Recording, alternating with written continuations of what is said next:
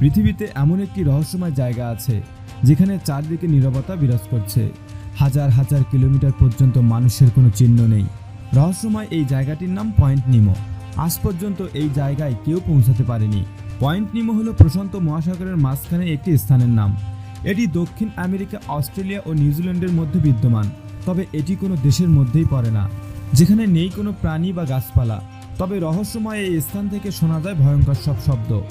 Point নিমো আনুষ্ঠানিকভাবে অগম্যতার সমুদ্রের মেরু বা ভূমি থেকে সবচেয়ে দূরে সমুদ্রের বিন্দু হিসেবে পরিচিত। মেরুর সবচেয়ে কাছের ল্যান্ডমার্কগুলো হলো উত্তর পূর্বে ইস্টার দ্বীপপুঞ্জের একটি ও দক্ষিণে অ্যান্টার্কটিকার উপকূলের একটি দ্বীপ। পয়েন্ট নিমোর কাছাকাছি কোথাও কোনো মানুষের বসবাস নেই। এ কারণেই বিজ্ঞানীরা স্থানটির নাম ল্যাটিন ভাষায় নিমো রাখেন, যার অর্থ কেউ নেই।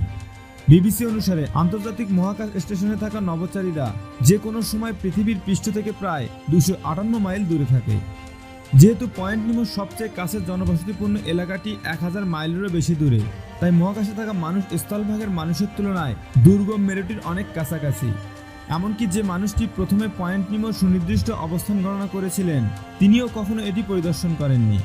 1992 সালে হরোভোজে লুকাতোলা প্রশান্ত মহাসাগরের সঠিক বিন্দু খুঁজে বের করার জন্য যাত্রা করেছিলেন কম্পিউটার প্রোগ্রাম ব্যবহার করে। হঠাৎ করেই তিনি ভূমি থেকে সবচেয়ে দূরের নিমো নামক স্থানটি খুঁজে পান।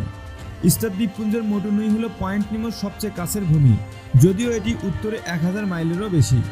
লাইফ সায়েন্স অনুসারে প্রোগ্রামটি স্থানাঙ্কগুলো গণনা করছিল, যা 3টি সমদূরবর্তী ভূমি স্থানাঙ্ক থেকে সর্বাধিক দূরত্ব ছিল। ধারণা করা হয় এখন পর্যন্ত কোনো মানুষ কখনোই পয়েন্ট নিমোর সঠিক স্থানাঙ্কের মধ্যে দিয়ে যায়নি। পয়েন্ট নিমোর স্থানাঙ্কগুলো দক্ষিণ প্রশান্ত মহাসাগরীয় গায়ার মধ্যে পড়ে, যা হলো একটি বিশাল ঘূর্ণায়মান স্রোত, যেখানে বিশুদ্ধ পানিরও উৎস নেই। ফলে কোনো খাদ্য উৎস ছাড়া সমুদ্রের এই অংশে বেশিরভাগ মানুষের টিকে থাকা অসম্ভব। যদিও এটি বলার অপেক্ষা রাখে না যে এই অঞ্চলে কিছুই বেঁচে নেই। বিজ্ঞানীরা পয়েন্ট নিমোতে সমুদ্রের আগ্নেয়গিরির ভেন্টের কাছে বসবাসকারী কয়েকটি ব্যাকটেরিয়া ও ছোট কাঁকড়া নথিভুক্ত করেছেন। 1997 সালে বিজ্ঞানীরা সবচেয়ে বেশি অবাক হয়েছিলেন যখন তারা সমুদ্রের মেরুর কাছে রেকর্ড করা সবচেয়ে জোরে পানির নিচের একটি শব্দ শনাক্ত করে। 3000 মাইলেরও বেশি দূরের পানির নিচে মাইক্রোফোনের মাধ্যমে শব্দটি ধরা পড়ে। American National Ocean and Atmospheric অ্যাডমিনিস্ট্রেশনের বিজ্ঞানীরা পানির নিচে এত বড় আওয়াজ কিসের হতে পারে তা খুঁজে বের করতে ব্যর্থ হন, আর তাই এই রহস্যের নাম দেন দ্য ব্লুপ। পরে অবশ্য জানা যায় দ্য ব্লুপ ছিল অ্যান্টার্কটিকার বরফ ভাঙার শব্দ। বর্তমানে পয়েন্ট নিমোর আশেপাশের এলাকাটিকে স্পেসশিপ গ্রেভিয়ার্ড হিসেবে বেছে নেওয়া হয়েছিল। যেহেতু স্বায়ত্তশাসিত স্পেসশিপ, স্যাটেলাইট ও অন্যান্য স্পেসের আবর্জনাগুলো পৃথিবীর বায়ুমণ্ডলের জন্য ভালো নয়, তাই বিজ্ঞানীরা এমন একটি এলাকা বিবেচনা করেন যেখানে মানুষের বসবাস নেই ও উড়ন্ত মহাকাশ ধ্বংসাবশেষ, যাতে করে কারো ক্ষতি না করতে পারে।